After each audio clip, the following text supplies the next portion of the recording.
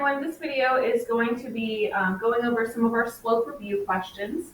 If you recall, slope, we usually use the letter M to describe that. Slope is going to be your rise over your run. So we have two graphs here. To find the slope using a graph, you're going to be counting the rise and the run from one dot to another. So we have here, and I'm going to change my color so that you can see this a little bit better. For part A, I have a lower dot and I have an upper dot. One dot is on the left, one is on the right. So I'm going to start with the lower dot here. And if I am counting from the lower dot to the upper dot, I want to think about if I'm going up or if I'm going down. That would be for my rise.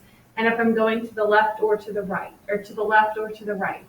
Please be aware of your negatives.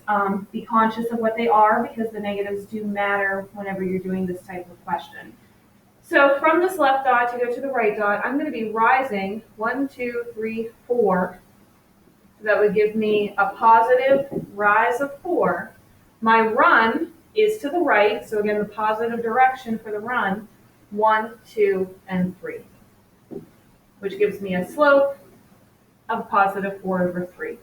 If you had done this backwards, if you had started at the right dot and counted to the left dot, you would have gone down 1, 2, 3, 4, and to the left 1, 2, 3, which meant your slope would have been negative 4 over negative 3.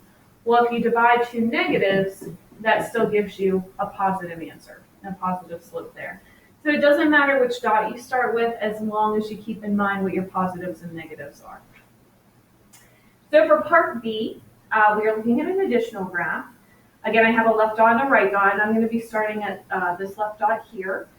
We are going to be going down to begin with, so I'm going down 1, and then I'm going to the right 1, 2, 3, and 4.